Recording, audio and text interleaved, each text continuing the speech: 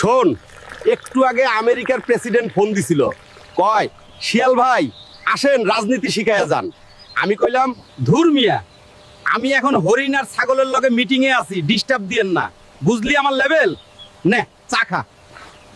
এক গ্রামে থাকত এক পাতি নেতা শিয়াল। নিজের পেট ভরুক বা না ভরুক, তার একটাই কাজ ছিল এলাকার বড় বড় নেতা বাঘ আর ভাল্লুকের পেছনে ঘুরে বেড়ানো। সকাল সন্ধে শুধু জি ভাই, ইয়েস ভাই, আপনি যা বলবেন তাই ঠিক, এই ছিল তার জীবনের মন্ত্র। গ্রামের মোড়ে দাঁড়িয়ে সে বড় বড় কথা বলতো। আরে বানর ভাই, বাঘ ভাই তো আমার একদম আপন লোক, আর ওই ভাল্লুক ভাই কালও আমার সাথে বসে চা খেলো। এলাকায় কোনো সমস্যা হলে শুধু আমার নাম বলিস, সব ক্লিয়ার। গ্রামের সবাই মুচকি হাসত, কেউ বিশ্বাস করত, কেউ করত না। একদিন কি হলো, শিয়াল মুরগি চুরি করতে গিয়ে হাতে নাতে ধরা পড়ে গেল। গ্রামবাসীরা লাঠি নিয়ে তার পেছনে ছুটল। ভয়ে কাঁপতে কাঁপতে শিয়াল দৌড়ে গেল বাঘ ভাইয়ের গুহায়।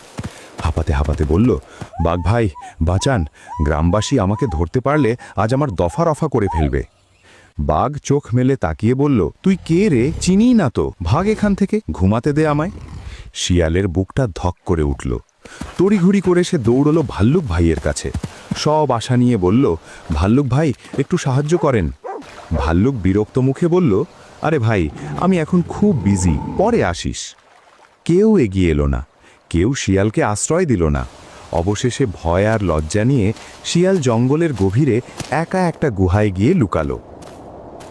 সেখানে বসে নিজেই নিজেকে বলতে লাগলো, আহা, দিনরাত যাদের পা চাটলাম, আজ বিপদে পড়ে বুঝলাম আমি আসলে কারো ভাই নই, আমি ছিলাম কেবল তাদের ব্যবহারের এক কামলা। নিজের যোগ্যতায় পরিচয় গড়ুন। বড় মানুষের ছায়ায় দাঁড়িয়ে রোদ এড়ানো যায় ঠিকই, কিন্তু বিপদের সময় সেই ছায়া কখনোই ছাতা হয়ে আপনার মাথার ওপর দাঁড়ায় না।